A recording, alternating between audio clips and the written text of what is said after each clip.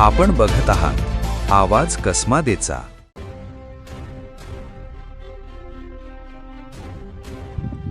नाशिक छत्रपती संभाजीनगर महामार्गावर येवला तालुक्यातील गवंड गावजवळ ट्रक आणि मारुती स्विफ्ट कारमध्ये समोरासमोर भीषण धडक झाली। या अपघातात कारमधील एका व्यक्तीचा जागीच मृत्यू झाला असून 2 जण गंभीर जखमी झाले। अपघात इतका भीषण होता की स्विफ्ट कारचा पूर्णपणे चक्काचूर झाला। मिळालेल्या माहितीनुसार स्विफ्ट कार आणि ट्रकची जोरदार धडक झाल्यानं कारमधील सुरेश भाऊराव शिंदे राहणार सोयगाव मालेगाव यांचा जागीच मृत्यू झाला। अपघातानंतर स्थानिक नागरिकांनी तातडीनं घटनास्थळी धाव घेत जखमींना बाहेर काढले। कारचा पुढील भाग पूर्णपणे उद्ध्वस्त झाल्यामुळे ड्रायव्हरला बाहेर काढण्यासाठी लोखंडी सळईच्या मदतीनं दरवाजा तोडावा लागला।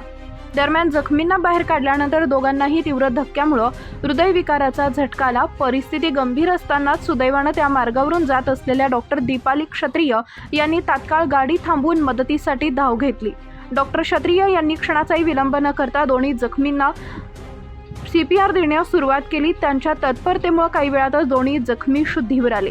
वेळेवर मिळालेल्या या उपचारामुळे दोघांचा जीव वाचल्याचं सांगितलं जात आहे। त्यानंतर जखमींना पुढील उपचारासाठी तातडीनं रुग्णालयात दाखल करण्यात आले। या घटनेची माहिती मिळताच पोलिसांनी घटनास्थळी धाव घेत पंचनामा सुरू केला असून अपघाताचा गुन्हा दाखल करून पुढील तपास सुरू केलाय। या घटनेत एका व्यक्तीचा दुर्दैवी मृत्यू झाला असला तरी डॉक्टरांच्या वेळेवर मिळालेल्या मदतीमुळे 2 जणांचे प्राण वाचले। ही बाब अत्यंत दिलासादायक देणारी ठरली।